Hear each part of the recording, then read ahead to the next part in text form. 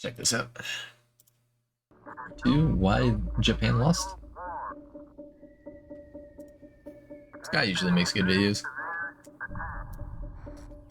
This region, the Pacific, recently it's heating up. Johnny here's. And now is probably a good time to rewind and remember what this region looked like back when there was a war happening out here on these islands. A war between great powers.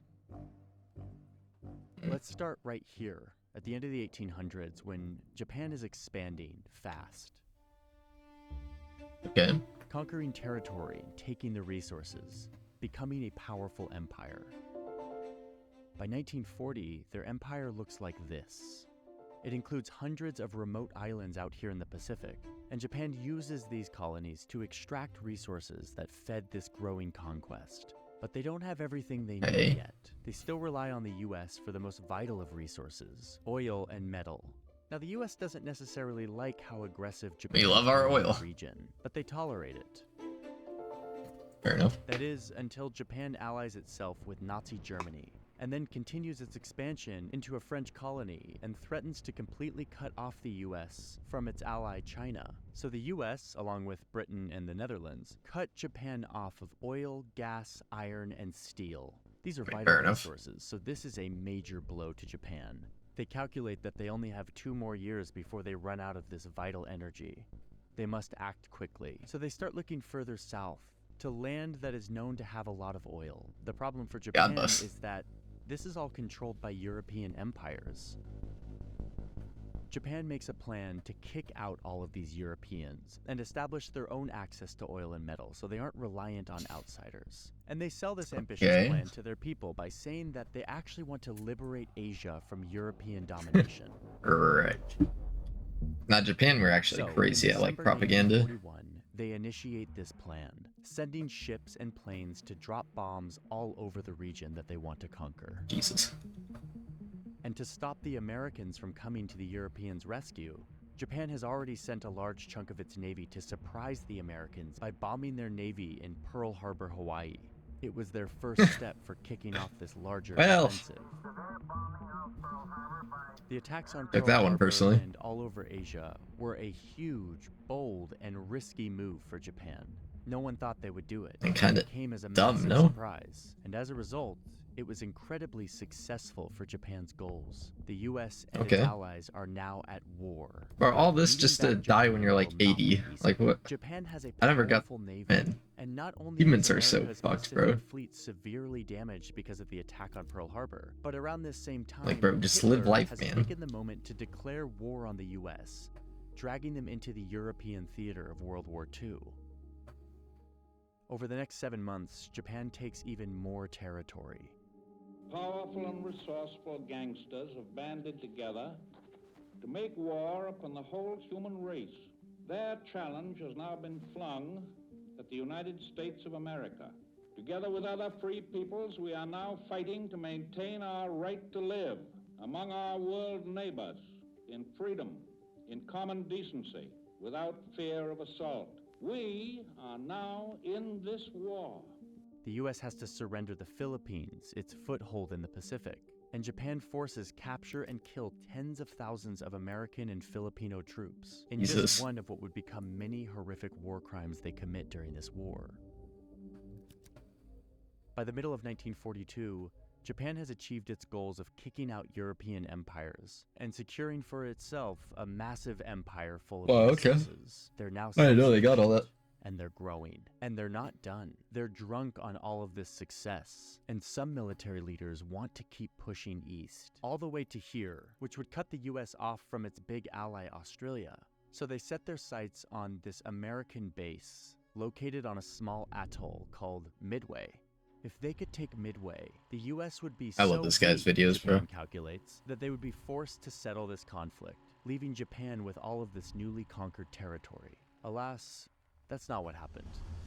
In May of 1942, Japan sends a massive fleet of hundreds of planes, accompanied by battleships, cruisers, destroyers, and submarines, as well as 4 of their precious aircraft carriers. Jesus. Now remember, this is World War II, and you can't really fight a war out here in the ocean without aircraft carriers, which enabled Japan's planes to land and refuel while fighting deep out in this ocean. Aircraft carriers are vital, so Japan is preparing to conquer Midway. But what they don't know is that American codebreakers in Hawaii have cracked Japan's encrypted communication and are aware of their battle plans days before the attack.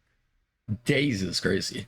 This makes all the difference, and in a 4-day battle, the US defeats Japan's navy at Midway, destroying all 4 of their precious aircraft carriers in the process. Absolutely clapped.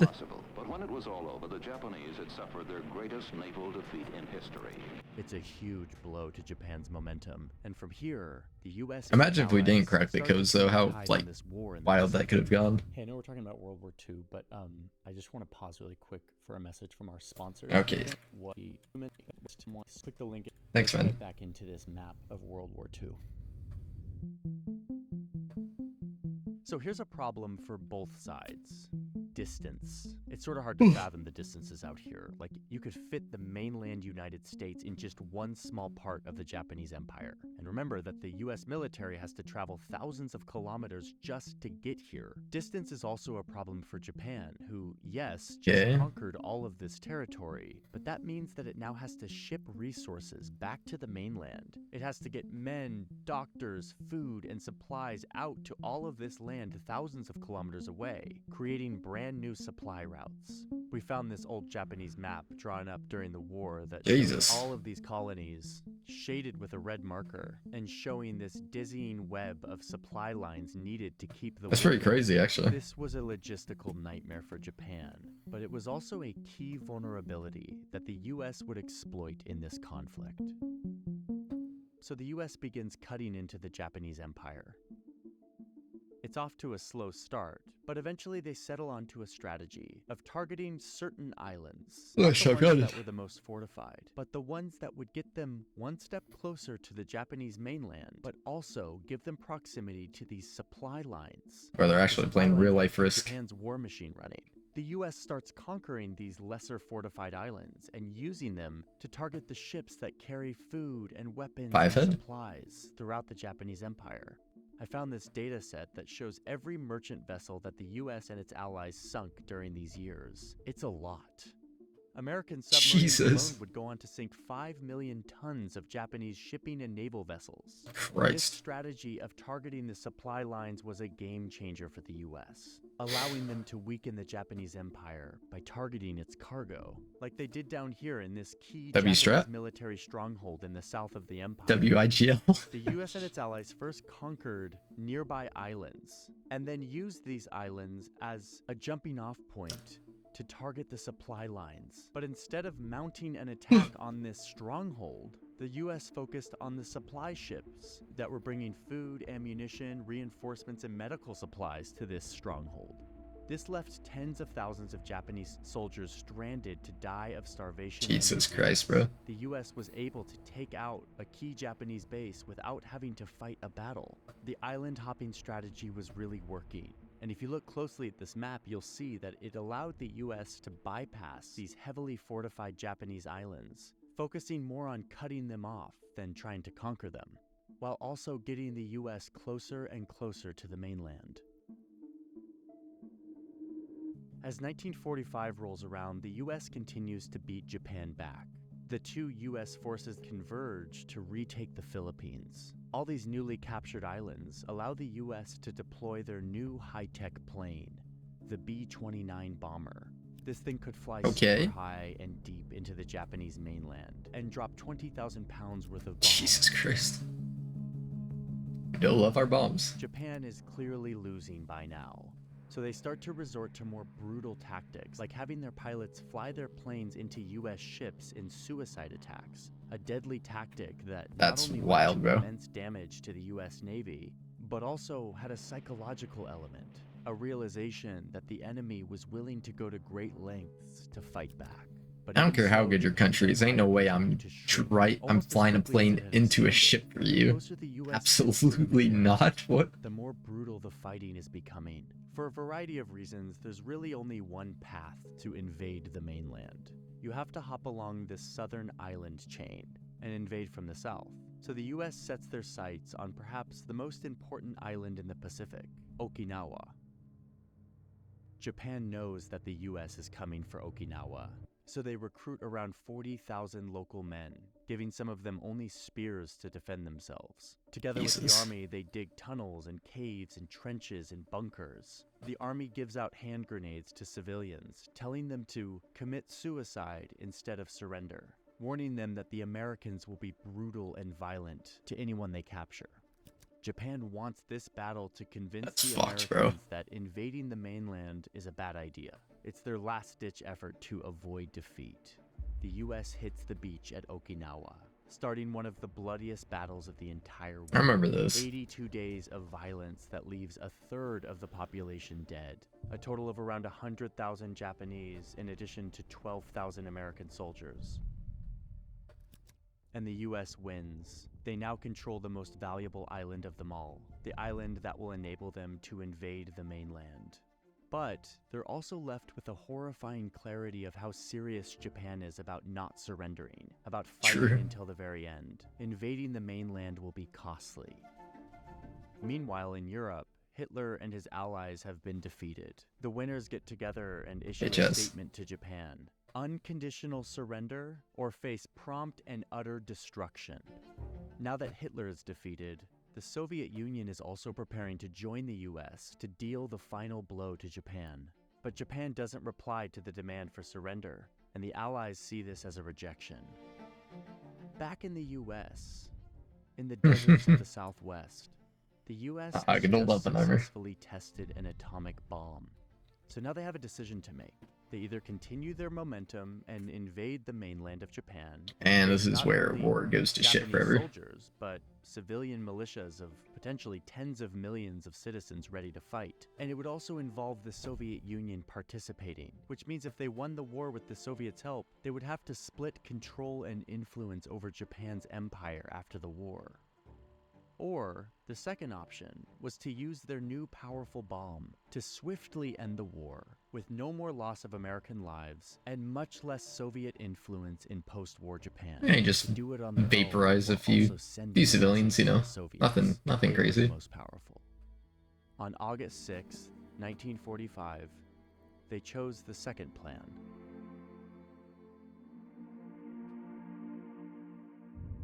They dropped this unfathomably powerful bomb on the city of Hiroshima, releasing a hellfire the world had never seen, and killing 140,000 people, almost all of them civilians, forever altering the course of history.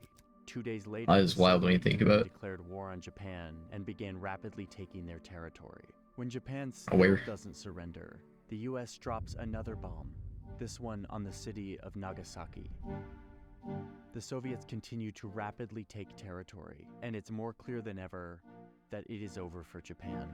I mean, While yeah. some factions of the Japanese army still don't want to surrender, the emperor goes around them and tells the nation that it's over. Japan is unconditionally Well, they should have surrendered before they even had to Americans drop a moved nuke. in, took away Japan's powerful military, prosecuted the war criminals, and sent tens of It's crazy thousands of that the troops to Japanese vital island military of had such a Okinawa, big where the ego US that they stayed cost as the what occupying power until the 140,000 1970s, civilians their where they lives. still have tens of That's thousands wild. of troops that serve American interests in Asia, while also being Japan's main source of security. The memory of this war is still in the minds of the people here, especially for those in the cities that were bombed and the southern islands that were invaded.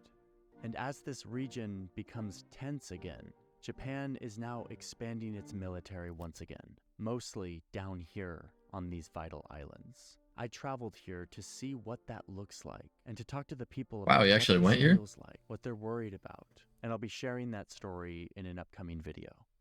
Wow, W YouTuber, bro. Be now restored to the world Really good video.